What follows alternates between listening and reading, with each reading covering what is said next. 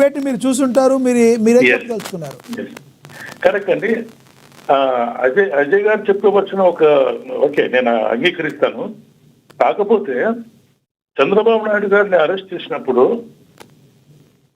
తెలుగుదేశం పార్టీకి ఉన్న ఇమేజ్ కానీ, ఆ పార్టీకి ఉన్నంత స్థానబలం కానీ, లేకపోతే రాజకీయ పార్టీ పరంగా ఉన్న ఆ స్ట్రెంగ్త్ పరంగా చూసినా కానీ, చంద్రబాబు నాయుడు గారి ఇమేజ్ గురించి చూసినా కానీ ఆశించినంతలో ప్రతిస్పందన కానీ ప్రతిఘటన కానీ జరగలేదు. అది వాస్తవం.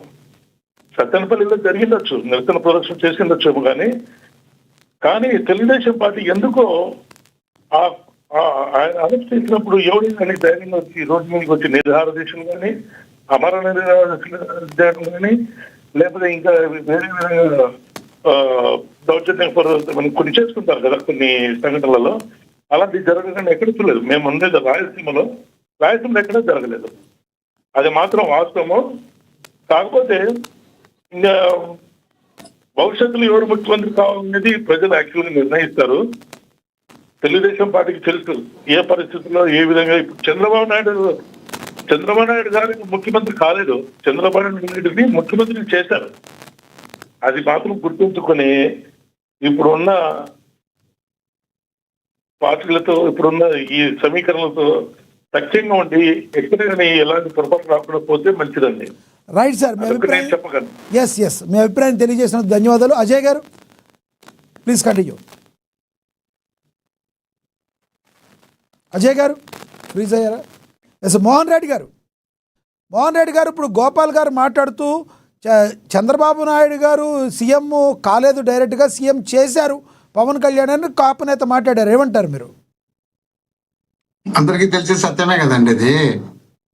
చంద్రబాబు నాయుడు గారు సింగిల్ గా పోటీ చేసి గెలిచలేమని చెప్పి ఆయన కుప్పం పర్యటనలోనే చెప్పడం జరిగింది.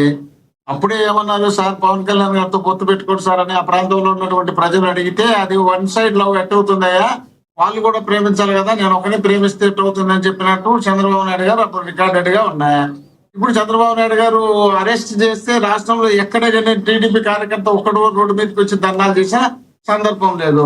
పవన్ కళ్యాణ్ గారు వచ్చి జైలుకి ఎప్పుడు వచ్చినారో అప్పుడు హైదరాబాద్ లో పేటీఎం అంతా పెట్టుకుని వాళ్ళందరితో మొత్తం రెడీ చేపించి హైదరాబాద్ లో స్టార్ట్ చేసి దేశవ్యాప్తంగా ఆడముగ్గురు ఆడిద్దరు జెండా పట్టుకొని చేసి బ్రహ్మాండంగా మాకు ప్రపంచవ్యాప్తంగా చంద్రబాబు నాయుడు గారికి విపరీతమైన స్పందన ఉందని దానికి కావాల్సినటువంటి ఛానల్ లో బ్రహ్మాండంగా ఎక్స్పోజ్ చేసుకున్నారు. ఆ తర్వాత పవన్ కళ్యాణ్ గారు స్వయంగా చెప్పినారు, బీజేపీ వాళ్ళు చంద్రబాబు నాయుడు గారు వద్దన్నారు, చంద్రబాబు నాయుడు గారు అడ్రస్ మన దగ్గర వద్దు, మనమే కలిసి పనిచేద్దాం, కావాలంటే మనం పోటీ చేద్దామని చెప్పినారు.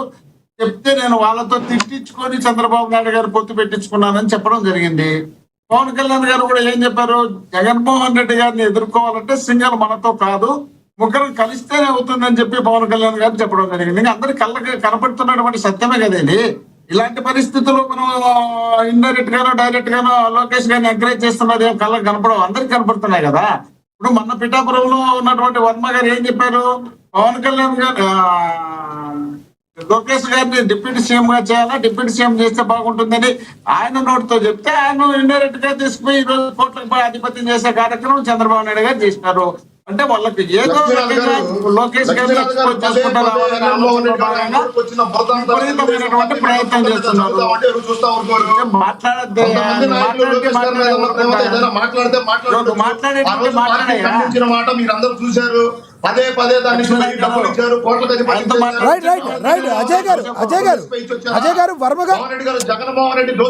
వర్మ గారు ఇలా చెప్పారు అని చెప్పారు కదా, అది లేనిపోయిన మాట అయితే ఏం చెప్పలేదు కదా.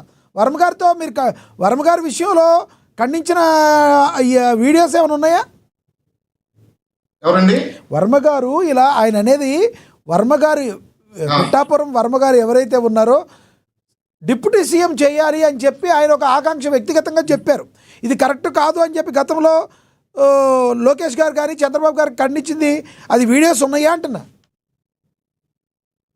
అంటే లక్ష్మీనాథ్ గారు మీరు అంటే ఇది మోహన్ రెడ్డి గారు మాట్లాడచ్చు కానీ మీరు మాట్లాడకూడదు. నేను అంటలేదు సార్. లక్ష్మీనాథ్ గారు వినండి, ఒక లెటర్ రిలీజ్ చేయడం జరిగింది. పదవుల గురించి ఎవరో ఎందుకు సార్ అనునిత్యం? ఎస్ అజయ్ గారు కరెక్టే మీరు అన్నది.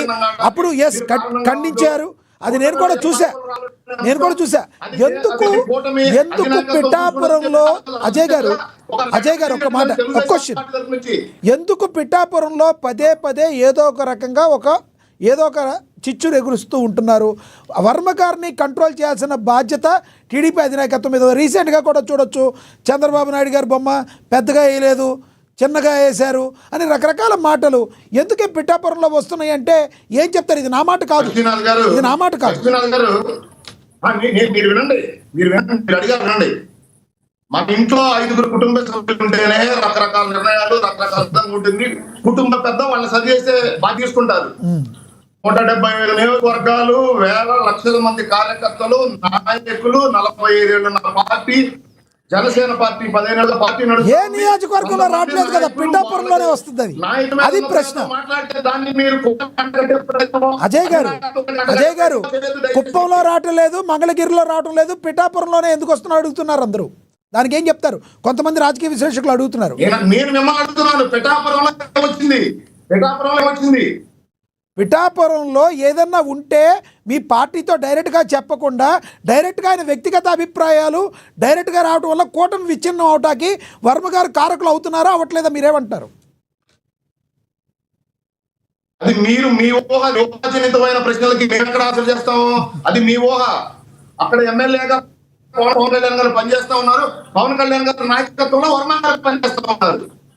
జరుగుతున్న నియోజకవర్గ ప్రజలు చూస్తా ఉన్నారు. ఎక్కడో జరిగిన ఒక చిన్న అంశాన్ని పట్టుకొచ్చి దాన్ని కూటమికి ఆపాదించి పవన్ కళ్యాణ్ గారిని అవమానించారని ఏదైనా మీరు సృష్టించేదానికి దయచేసి ఆ ప్రయత్నాలు చేయడం. మేమెవరూ సృష్టించట్లేదు సార్, బయట వస్తున్న మాటల్లో మీ ద్వారా దాన్ని ఖండన కోరుకుంటున్నాం. నేనేం సృష్టించింది కాదు అది. మీరు కాదు లక్ష్మీనాథ్ గారు, మీరు కాదు, మీరు పూర్తి వినాలి. మీరు కాదు, మీరంటే వైసీపీ పార్టీ. ఎందుకంటే కూటమి విచ్ఛిన్నం కావాలని లక్ష్మీనాథ్ గారు కోరుకుంటా ఉన్నారా? కోరుకుంటారు కదా. రైట్. వైసీపీ పార్టీ ఉంటా ఉంది. కంక్లూడ్ చేయండి, సమయం అయిపోయింది. కంక్లూడ్ చేయండి. చివరికి ఏం చెప్తారు చెప్పండి. కంక్లూడ్ చేయండి.